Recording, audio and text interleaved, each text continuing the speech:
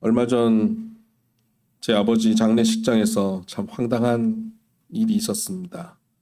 저희 아들 둘이서 한 놈은 희죽희죽 끓이고 들어오고 큰 놈은 희죽희죽 끓이고 들어오고 한 놈은 인상을 팍 쓰면서 들어오는 거예요. 그래서 와가지고 뭐라 그러냐면 저 큰 놈이 아빠 우리 모르는 사람이 좀 밑에서 지나가다가 얘 보고 제 종일이 아들인가 보다 그랬다는 거예요.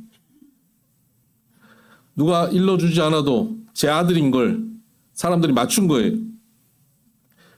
맞춘 것까지는 좋은데 맞췄는데 왜 얘는 기분 나쁘냐 이거죠. 자기가 제 아들이라는 게 분명하게 보이는 게 그렇게 기분 나빠요? 그리고 첫째는 그걸 자기는 그렇게 인정 못 받은 게 그게 기쁜 거예요? 참 황당했습니다.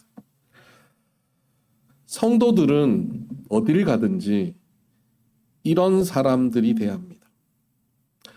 어디 가서 아이고 나는 모태신앙입니다. 나는 어느 교회 장로고 집사입니다. 나는 성경을 요새 얼마나 많이 읽은지 모릅니다. 나는 아침마다 아침 묵상 열심히 합니다. 새벽 기도합니다. 이런 얘기를 안 해도 우리가 지나가면 저 사람은 예수쟁인가 보다. 저 사람은 하나님 아들인가 보다. 이걸 인정받을 수 있는 그런 사람이 돼야 되지 않겠습니까? 우리 아들이 어딜 가든 쟤는 종일이 아들이구나. 이것처럼 우리가 어딜 가든 쟤는 하나님 아들이구나. 하나님 딸이구나.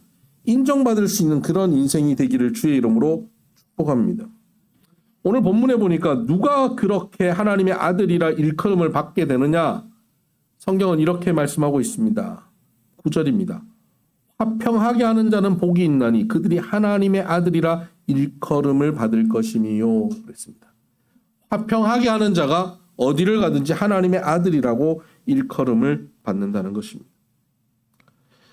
내가 교회를 몇 년 다녔다로 하나님의 아들로 일컬음 받는 게 아닙니다. 내가 성경을 많이 읽었다로 인정받지 않습니다. 교회 직분이 하나님의 아들됨을 인정하지 않습니다. 그 사람이 가는 곳이 그 사람 때문에 화평하게 되면 그 사람은 하나님의 아들이라 인정을 받게 되는 것입니다. 그전에는 시끄럽고 분란이 있고 갈등이 있고 다툼이 있고 미움이 있던 곳에 그 사람이 들어가면 화해가 이루어지고 용서가 있고 기쁨이 있고 웃음이 있게 돼요. 그런 공동체를 만들어내는 사람, 저 사람 덕분에 우리 공동체가 화평하게 됐다. 제가 우리 집안에 시집 오고 나서 우리 집안이 밝아졌다. 저 사람이 우리 직장에 들어오고 나서부터 우리 부서 분위기가 좋아졌다라는 그런 소리를 듣는 것, 그것이 바로 하나님의 자녀됨을 인정받는 소리인 겁니다.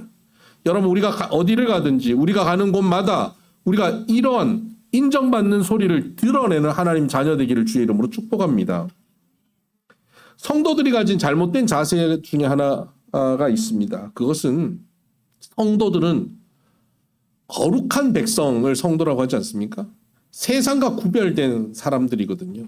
죄된 세상에 사는 사람들과 다르게 살아야 되는 사람들이 성도인 겁니다. 그래서 성도들은 뭐에 민감하냐면 죄에 민감합니다.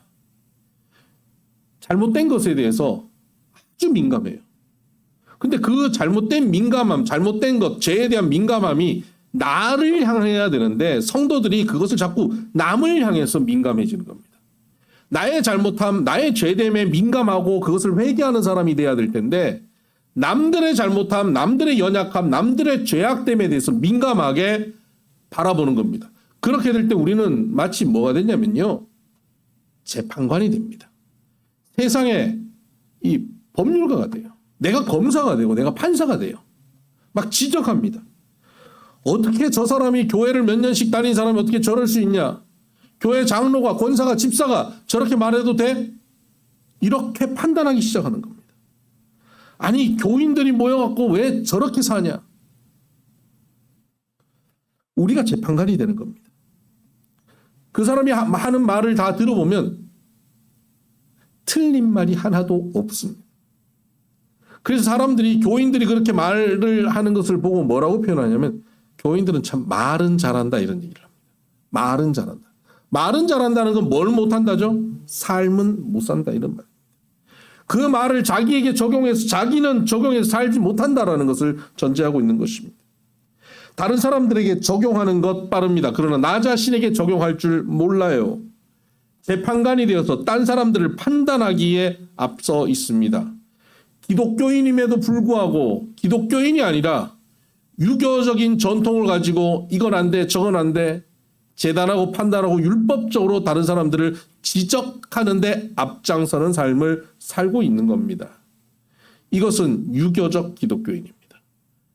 참된 기독교인의 모습이 아닙니다.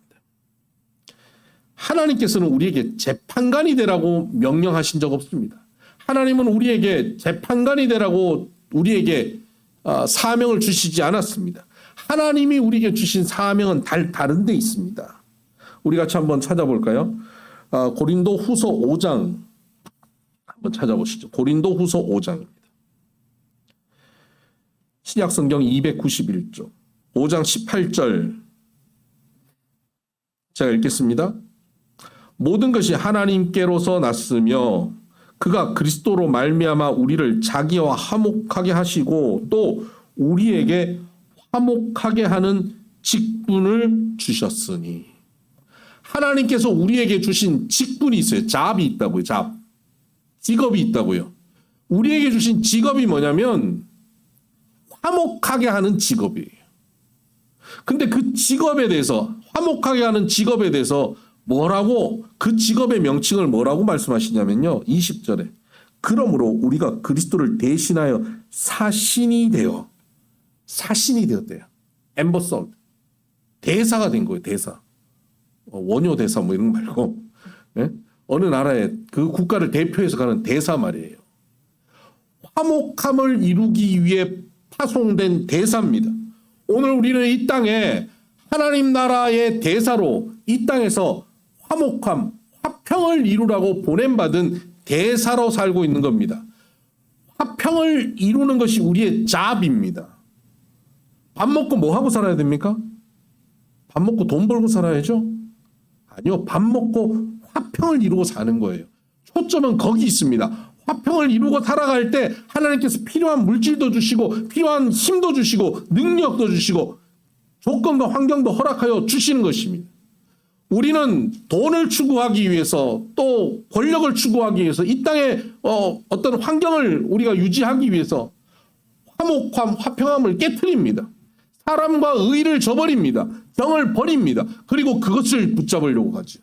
이것이 세상 사람들이 추구하는 삶이라면 우리는 그렇게 사는 것이 아니라 우리는 세상 사람들이 추구하는 그것을 추구하는 게 아니라 화평을 추구하는 거예요. 하나님께서 우리에게 명령하셨습니다. 너희에게 화목해 하는 직분, 대사로 너희를 파견한다라고 명령하셨습니다. 이것이 오늘 우리가 사는 삶의 목표입니다. 삶의 방향입니다. 하나님께서 화평의 대사, 화목의 대사로 우리를 파견하셨는데 어디로 파견하셨을까요? 저 아프리카로요? 저 중남미로요? 여러분의 집으로 파견하셨습니다. 제일 먼저 파견하는 곳이 여러분의 집입니다. 가정의 달입니다. 밖에서는 잘 웃고 다른 사람들은 친절한데 집에 가가지고 인상 쓰는 사람들이 되게 많아요. 처음 보는 사람이나 뭐 좀 어색한 사람들한테는 굉장히 매너를 지키면서 매일 보는 남편이나 아내, 자식들에게는 얼마나 거친지 몰라요. 여러분 안 그런 척하고 계시고 저하고 눈을 안 마주치려고 하는데 여러분은 집에 파견된 대사입니다. 대사는 굉장히 외교적 용어를 사용합니다. 직설적으로 하지 않아요. 굉장히 돌려서 얘기합니다. 하고 싶은 얘기도 굉장히 돌려서 얘기하는 게 외교관들이에요. 우리가 집에서 너무 직설적이지는 않습니까? 너무 대놓고 얘기하지 않습니까? 그때 화평이 깨집니다. 아니 내가 틀린 말 했어. 이게 틀린 말을 대놓고 하면 화평이 깨져요. 틀리지 않는 말을 대놓고 하면 화평이 깨진다고요. 아무리 옳은 말이라도 아무리 진리여도 부드럽게 말할 수 있어야 됩니다. 화평을 지키려고 해야 됩니다. 화목함을 위해 우리는 보냄받았습니다. 우리는 옳고 그름을 판단하는 자리에 보냄받지 않았습니다. 너는 이게 틀렸고 당신은 이게 문제고 쟤는 이게 문제고. 여러분 그거 채점하는 것 우리의 잡이 아니에요. 그건 우리의 일이 아니라고요. 근데 우린 자꾸 남의 일을 하려고 해요. 그거 좋으세요? 그거 자꾸 남의 일 하는 거 좋으세요? 남의 일 해봐야 나한테 보상이 없어요. 그 일을 해봐야 나에게 오는 게 아무것도 없어요. 아니 좋지 않는 것만 와요. 내게 주어져 있는 일을 하십시다. 옳고 그름을 판단하는 게 아니라 상대방을 존중하고 인정하고 배려하고 분위기를 아름답게 만드는 일, 화목하게 하는 일을 우리가 하는 것입니다. 요즘 직장에서 MZ세대를 만나고 계시는 분들 계십니까? 가정에서 만나는 분들도 계시죠. 황당한 경우들도 있죠. 말도 안 통하는 상황들 많죠. 요즘 MZ들 안 돼. 그렇게 보지 마시고 그들과 어떻게 소통하고 그들과 어떻게 화목하게 화평하게 지낼 수 있는 가교 역할을 내가 할 것인가. 이것을 고민하고 이것을 노력하는 자세가 그리스도인이라는 겁니다. 성도는 그것을 하는 사람입니다. 예수 믿는 사람이 일주일에 한 번 교회 와서 예배만 드리고 가는 게 예수 믿는 사람이 아니라 예배를 드리고 예배를 통하여서 하나님께서 공급하시는 은혜와 사랑과 지혜를 받아서 일주일 내내 삶의 자리에서 가정에서 직장에서 서로 배려하고 존중하고 높이고 용납하고 나를 만나면 기분 좋게 만들어내는 사람으로 사는 것, 이것이 그리스도인인 겁니다. 이게 성도요. 이것이 하나님의 자녀인 겁니다. 그럴 때 우리가 어떤 얘기를 듣습니까? 제 하나님 아들인가 봐. 제 하나님 딸인가 봐. 라는 얘기를 듣게 되는 것입니다. 이것이 복되다라고 말씀하셨습니다. 그런데 도저히 이해 안 되는 사람들 있잖아요. 어떻게 저렇게 살지? 말도 안 되는 행동을 하는 사람이 있죠. 지금 머릿속에 떠오르는 바로 그 인간 말이에요. 어떻게 해야 되겠습니까? 그 사람을. 예수님께서 나를 바라볼 때 그렇지 않았겠습니까? 예수님이 우리를 바라볼 때 우리가 이해가 되는 종자입니까? 툭 하면 나 좋은 대로 돌아서 버리고. 성경은 그렇게 기록하고 있습니다. 아직 우리가 원수되었을 때, 하나님과 우리가 원수되었을 때 하나님께서 우리를 사랑하셔서 독생자 예수 그리스도를 보내시고 그가 죽기까지 사랑하셔서 우리를 구원하여 주셨다는 겁니다. 우리가 이해될 만해서 우리가 사랑스러워서 우리를 사랑하신 게 아니에요.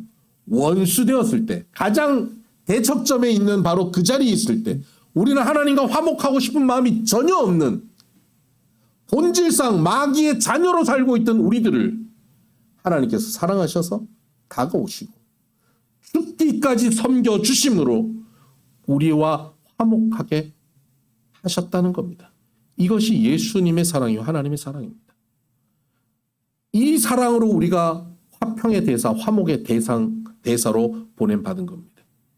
이해할 수 없는 사람, 도저히 받아들이기 어려운 사람이 있어도 그 사람과 화목하셔야 합니다. 화평하셔야 됩니다. 내 능력으로 불가능하지요. 도저히 안 되겠죠. 그래서 어떻게 해야 됩니까? 그래서 기도하는 겁니다. 하나님, 도저히 사랑할 수 없습니다. 도저히 용납할 수가 없습니다. 이해할 수가 없습니다. 하나님 어떻게 좀 해주세요. 도와주세요. 주셔서 그와 관계가 화목하게 되든가 아니면 그가 직장을 옮기든가 하나님이 도와주셔서 뭔가 일을 만들어 주신다고요. 하나님께 그 문제를 가지고 엎드려 기도할 수 있게 되기를 주의 이름으로 축복합니다. 그렇게 하나님 앞에 엎드려 기도하며 화목을 꿈꾸고 걸어가는 우리들에게 결코 그럼에도 불구하고 화목할 수 없는 큰 걸림돌이 찾아옵니다. 그게 바로 뭐냐면 10절 이하입니다. 화평하게 살려고 하는데 걸림돌이 와요. 10절. 의를 위하여 박해를 받은 자는 복이 있나니 천국이 그들의 것입니다. 나로 말미암아 너희를 욕하고 박해하고 거짓으로 너희를 거슬러 모든 악한 말을 할 때에는 너희에게 복이 있나니 그랬습니다. 화평을 이루는데 굉장히 어려운 것은 뭐냐면 억울하게 욕먹는 일입니다. 내가 잘못해서 욕먹는 게 아니에요. 오늘 본문에 보니까 의를 위하여 박해받는 것이고 나로 말미암아 즉 예수 그리스도로 말미암아 욕하고 박해하고 거짓으로 악한 말을 할 때를 얘기하는 겁니다. 내가 잘못해서 욕먹는 것도 여러분 화나죠. 내가 잘못했는데 누가 욕해도 화나죠. 근데 잘못한 거 하나 없는데 욕먹을 때 여러분 어떻습니까? 가만히 있으세요?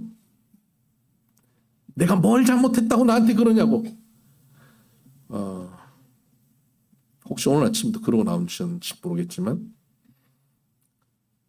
그런데 내가 잘못한 게 없을 뿐만 아니라 잘못한 게 없어서 욕먹었는데 소리를 지를 수 없는 상황이 우리에게 벌어질 때가 있습니다. 어떤 상황입니까? 주님을 위해서 욕먹을 때입니다. 내가 여기서 소리를 지르면 주님의 몸된 교회 공동체에 상처가 생기니까 주님이 세우신 우리 가정에 상처가 생기니까 내가 여기 소리를 못 지르게 되는 거예요. 내가 잘못한 게 있어서 소리를 못 지르는 게 아닙니다. 내가 욕먹을 만하기 때문에 욕먹고 마는 게 아니에요. 지켜야 할 것이 있기 때문에 욕먹고 마는 것입니다. 내가 여기서 소리를 지르면 내 자녀가 손해를 보고 내 자녀가 어려움을 당는다면 내가 소리를 지를까요? 안 지를까요? 안 지르죠. 자녀를 지키기 위해서 나는 억울해도 참고 욕먹고 무릎이라도 꿇을 수 있죠. 그게 부모입니다. 그게 사랑이에요. 사랑 때문에 욕먹을 수 있어요. 우리가 예수님을 사랑한다, 하나님을 사랑한다 말합니다. 그런데 예수님 때문에 욕 좀 먹으면 그게 억울해서 죽으려고 그래요. 그래서 다 백일하에 다 드러내야 돼요. 다 밝혀내야 돼요. 내가 뭘 잘못했냐고. 교회 공동체 안에 만약에 뭐 갈등이 생기잖아요. 문제가 생기잖아요. 그러면 난 잘못 없고 저 사람이 잘못한 거라고. 여기저기 전화해서 자기 편 만들어야 되고요. 그래서 편 나누기를 해요. 교회 안에. 이게 오늘 한국 교회만이 있었던 게 아니라 초대교회 로마에서도 있었고 고린도 교회에서도 있었고 빌립보 교회에서도 있었던 일이에요. 그러니까 교회 아니 사람들이 모인 모든 장소에서는 이런 일이 벌어져요. 교회라고 예외는 아닙니다. 사람들이 모이면 갈등이 있고 오해가 있고 편가르기가 생깁니다. 나하고 편한 사람이 있고 어색한 사람이 있고 체질상 맞지 않는 사람도 있어요. 그래서 불편해요. 상대가 별뜻 없이 말한 게 나한테는 기분 나쁠 수 있어요. 감정이 상해요. 근데 그것이 오래 되다 보면 서로 감정이 상한 상태에서 오래 되다 보면 서로 말에 가시가 박혀서 전해져요. 그러다 보면 공격이 되죠. 그러다가 욕이 돼요. 앞에 두고 욕하는 것도 기분 나쁜데 뒤에 대고 욕을 해요. 돌려 욕이 들려오는 거예요. 얼마나 짜증나는지 몰라요. 얼마나 화가 납니까? 그럴 때 내가 뭘 잘못했는데 라고 얘기하고 나가고 싶지 않습니까? 사람들 다 불러놓고 나 잘못 없음을 다 알려주고 싶지 않습니까? 그런데 성경은 우리에게 말씀하십니다. 10절 의를 위하여 박해를 받는 자는 복이 있나니 천국이 그들의 것임이라. 나로 말미암아 너희를 욕하고 박해하고 거짓으로 너희를 거슬려 모든 악한 말을 할 때는 너희에게 복이 있나니 기뻐하고 즐거워하라. 하늘에서 너희의 상이 큼이라. 할렐루야. 아멘이 없으시죠? 네. 여기 아멘 하기 싫으시죠? 이해됩니다. 네. 욕만 먹어도 복이 있대요. 와, 이런 삶이 있어요. 욕 먹으면 안 좋은 건 줄 알았더니 성경은 우리에게 말씀하세요. 욕 먹는 게 복된 거다라는 거예요. 여러분, 욕먹고 억울한 상황이 된 게 복된 겁니다. 그때 천국이 우리의 것이고 우리에게 하늘의 상급이 크다라고 말씀하고 있습니다. 요한 웨슬레라고 하는 종교개혁자가 있습니다. 그가 종교개혁을 하면서 많은 핍박을 받습니다. 욕을 많이 먹었습니다. 심지어 욕만 먹는 게 아니라 지나다니다 보면 사람들이 돌을 던지기도 하고 계란을 던지기도 하고 그래요. 어디를 가든지 그런 핍박을 받고 박해를 받았습니다. 근데 어느 날 말을 타고 또 전도하러 가고 있었는데 요한 웨슬레가 뭐가 깨달아진 거예요. 문득. 지난 한 3일 동안 아무도 자기에게 욕한 사람이 없고 아무도 자기에게 돌이나 계란을 던진 사람이 없었던 거예요. 그래서 말에서 뛰어내려옵니다. 그리고 무릎 꿇고 하나님께 기도합니다. 하나님, 제가 뭘 잘못했기에 사람들이 욕을 안 하고 있죠? 제가 뭘 잘못했기에 사람들이 저를 박해하지 않죠? 제가 뭘 잘못했죠? 근데 저쪽에서 농사 짓던 농부가 그 요한 웨슬레 보고 저 요한 웨슬레다 그러고 돌을 집어 던졌대요. 돌이 옆으로 지나간 겁니다. 그 순간 할렐루야! 그러고 일어나서 말을 타고 갔다는 일화가 있습니다. 좀 심하지만 여러분, 우리에게 이 시각이 있어야 됩니다. 그러면 우리가 애매히 욕먹고 억울함을 당할 때 불에 겨워 살지 않을 수 있습니다. 지금 하늘에 상급이 쌓였구나. 지금 내게 천국이 이루어지고 있구나. 복된 겁니다. 여러분, 이번 주도 하늘 상급이 많아지기를 바랍니다. 아멘이 조금 부담스러워 하시는 것 같은데. 여기에 욕만 먹어도 복을 받는데 여기에 좀 더 적극적인 자세가 있습니다. 그건 뭐냐면 적극적으로 하나님 나라를 천국을 확장시키는 자세가 있는데 로마서 12장을 한번 볼까요? 로마서 12장 21절입니다.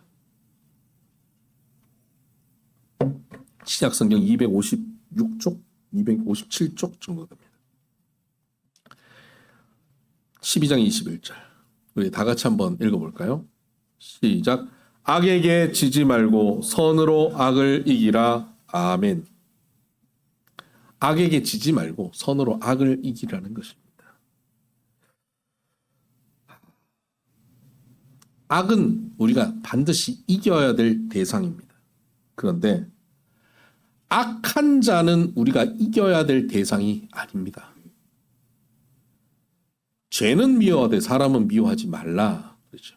바로 그 말입니다. 악한 자는 우리가 이겨먹을 대상이 아니라 악을 우리가 이겨야 된다는 거예요. 그런데 우리는 자꾸 악한 자를 이겨먹으려고 합니다. 악한 자를 이겨먹으려고 하다 보면 어떻게 되냐면 우리에게 독이 쌓입니다. 악바리 근성이 생겨야 됩니다. 악으로 깡으로 이겨먹어야 돼요. 버텨야 돼요. 악을 이기기 위해서 기회를 지켜봐야 돼요. 마음에 독을 품고 저 사람이 나한테 한 행동을 기억하고 칼을 갈아야 돼요. 칼을. 미움으로 칼을 갈아요. 기회가 왔을 때 놓치지 않고 그에게 해내야 되는 겁니다. 악한 자를 이기는 길입니다. 그렇게 해보니까 어떠시던가요? 속이 시원하시던가요? 부부간에도 이런 일들 있지 않습니까? 내가 첫째 낳고 고생할 때 네가 그때 어떻게 했는지 난 기억하고 있다. 내가 몸조리 할 때 시어머니가 나한테 한 얘기를 난 기억하고 있다. 품고 있죠. 10년, 20년, 30년 품고 있다가 어느 날 해대는 거예요. 악한 자를 이기고 그 봐. 세월은 내 편이야. 내가 이겼어. 그 이기면 속 시원할까요? 복수를 주제로 삼은 영화들을 보세요. 수십 년 칼을 갈고 아버지의 복수를 하고 난 다음 황량한 그 광야를 모자 하나 쓰고 가는 주인공 멋있어 보이죠? 그럼 어디로 갈까요? 악으로만 평생 쌓였던 그 인생이 어디로 가야 될까요? 허무함으로 갑니다. 또 다른 복수가 그에게 생기게 되겠죠. 복수가 복수를 낳으니까요. 결국 악한 자는 이길지 모르지만 악에게는 지는 겁니다. 왜냐하면 예를 들어 전 세계에 악이 존재하고 있는데 그 악의 10%가 나를 공격했다고 합시다. 10 정도가 공격을 했어요. 이 세상에 10이라고 하는 악이 있어요. 그 악을 내가 갚으려고 마음에 품었어요. 품고 삽니다. 내 안에서 그 악이 자라납니다. 10, 20, 30, 40, 50 점점 자라다 한 10년쯤 후에 그걸 갚습니다. 더 강한 악으로 갚아버립니다. 처음 10이었는데 내가 그에게 갚을 때 100이 되어 있습니다. 이 세상의 악은 110이 된 거예요. 나로 인해서 악은 더 많아진 겁니다. 내가 악을 이긴 것이 아니라 악의 종이 되고 악의 노예가 되어버린 겁니다. 악에 갇혀버린 겁니다. 악에 굴복된 거예요. 악을 이기지 못한 겁니다. 나에게 욕한 사람, 나를 저주한 사람, 나를 힘들게 한 사람, 그러고는 그 사람의 삶을 살았어요. 나는 그 사람 미워서 그것을 칼을 갈고 삽니다. 그 사람이 잊어버리고 사는데 그 사람은 자유하게 살고 있는데 나는 그 미움과 상처 때문에 수십 년을 그 사람이 한 말에 갇혀 산다면 내가 과연 이긴 걸까요? 진 걸까요? 진 거예요. 이게 악에 지고 사는 겁니다. 악을 이기려면 어떻게 해야 됩니까? 선으로 악을 이기는 길밖에 없습니다. 악을 이길 수 있는 길은 선으로 이기는 길, 이것이 유일합니다. 하나님께서는 우리에게 선으로 악을 이기라고 말씀하고 있습니다. 선으로 악을 이길 수 있는 길. 19절을 보면요. 내 사랑하는 자들아 너희가 친히 원수를 갚지 말고 하나님의 진노하심에 맡기라. 기록되었을 때 원수 갚는 것이 내게 있으니 내가 갚으리라고 주께서 말씀하시니라. 악인에 대해서 원수 갚는 건 하나님께 맡기라는 거예요. 그럼 맡겨버리라는 겁니다. 하나님 저 사람 때문에 기분 나빠요. 저 사람 나한테 한 행동 보셨죠? 너무 속상합니다. 하나님 저 사람의 문제는 하나님께 맡겨버립니다. 하고 맡겨버려요. 그 시로 그 사람과의 그런 좋지 않는 것은 잊어버리는 거예요. 맡겨버리는 겁니다. 하나님께서 갚으실 거예요. 나는 뭐 합니까? 14절 너희를 박해하는 자를 축복하라. 축복하고 저주하지 말라. 저주하지 말라는 거야. 맡기고 난 다음에 하나님 가다가 다리 몽둥이 부러지게 해주세요 라고 저주하지 말고 맡기고 난 다음 저 사람이 하나님을 아직 잘 알지 못하고 이 진리를 깨닫지 못하고 있는 것 같습니다. 하나님 저 사람을 축복합니다. 하나님이 자녀로 거듭나게 하시고 믿음 안에 성장할 수 있게 하여 주옵소서라고 축복하는 거예요. 이럴 때 선으로 악을 이기게 되는 것입니다. 구약의 요셉이라는 인물 참으로 위대한 사람입니다. 참으로 귀한 사람입니다. 이 한 사람을 통해서 이 아브라함의 자손 그 집안이 하나님의 나라로 잘 세워집니다. 사실 그 아브라함 믿음의 조상 아브라함의 집안이 아주 풍지박산이 나는 상황이었습니다. 집안이 그냥 콩가루 집안이 돼 있는 상태였습니다. 엉망이었어요.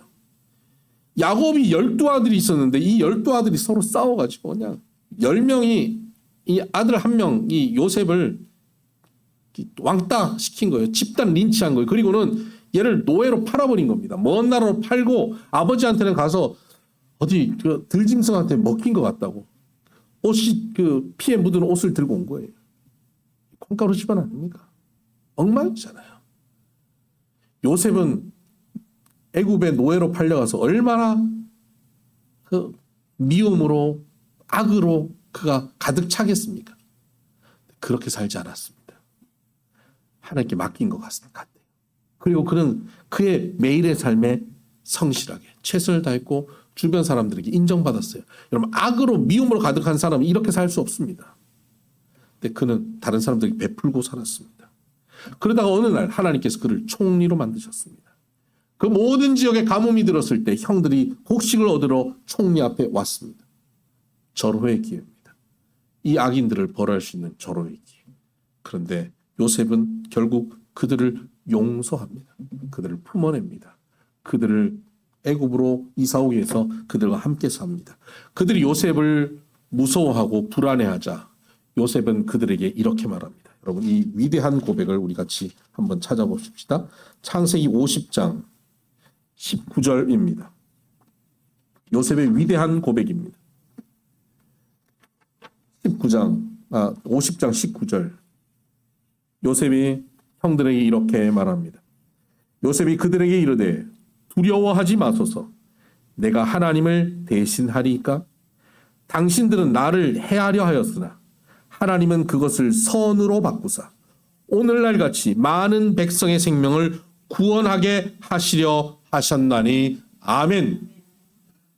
내가 하나님을 대신하겠습니까? 재판관 대신 하나님을 대신해서 여러분을 내가 심판하겠습니까? 판단하겠습니까? 나는 하지 않습니다. 하나님께서는 당신들이 내게 악을 행하였지만 하나님이 당신들이 행한 그 악을 선으로 바꾸셔서 오늘날 많은 백성들의 생명을 구원하게 하셨습니다. 하나님께서 내 안에 이 미움과 악을 선으로 바꾸심으로 많은 백성을 구원할 수 있는 길을 나를 통하여 마련하셨다는 것입니다. 이게 뭡니까? 천국입니다. 우리를 통하여 많은 사람들이 은혜를 맛보게 되는 것, 천국입니다. 나를 통하여 하나님 나라가 확장되어지는 것입니다. 요셉을 통하여 콩가루 집안이었던 그 집안이 하나님 나라를 세워가는 이스라엘이라고 하는 하나님 나라의 초석을 놓게 되는 것입니다. 악을 악으로 갚지 않고 선으로 악을 이겼을 때 말입니다. 그래서 우리가 주를 위해 박해를 받으면, 주님 때문에 욕을 먹으면 복이 있다는 겁니다. 천국이 우리에게 임하고 하늘의 상이 크다는 겁니다. 오늘 우리의 삶의 자리에서 우리가 이 천국을 확장시켜 가기를 바랍니다. 5월 가정의 달이 시작되었습니다. 제일 천국을 이루어가기 어려운 곳이 가정입니다. 가장 날마다 매일 보는 일상 속에서 서로 친절하기 어려운 관계가 가족들입니다. 수십 년 익숙했던 쉽게 말 뱉는 말투, 툭툭 던지는 말 한마디가 가족들에게 상처가 되어가고 있습니다. 가족은 그냥 있으면 천국 되는 것이 아니라 이 가족 안에서 내가 선으로 악을 이겨야 천국이 되는 것입니다. 상대방의 툭툭 던지는 말투를 꼬투리 잡고 나도 그렇게 살지 말고 그 말투를 나는 선으로 갚아주는 인생 되기를 바랍니다. 상대방의 악을, 상대방의 연약함을, 상대방의 미숙함을 지적하고 원망하고 판단하고 재판하는 자리에서 내려오시기를 바랍니다. 우리는 그들과 화평하여야 합니다. 그들을 축복하여야 합니다. 그들을 선으로 이겨야 합니다. 그때 우리의 가정이, 우리의 삶의 자리가 천국으로 확장되어 갈 것입니다. 우리 교회가, 우리 가정이 이런 천국 되어 가기를 주의 이름으로 축복합니다. 기도하십시다.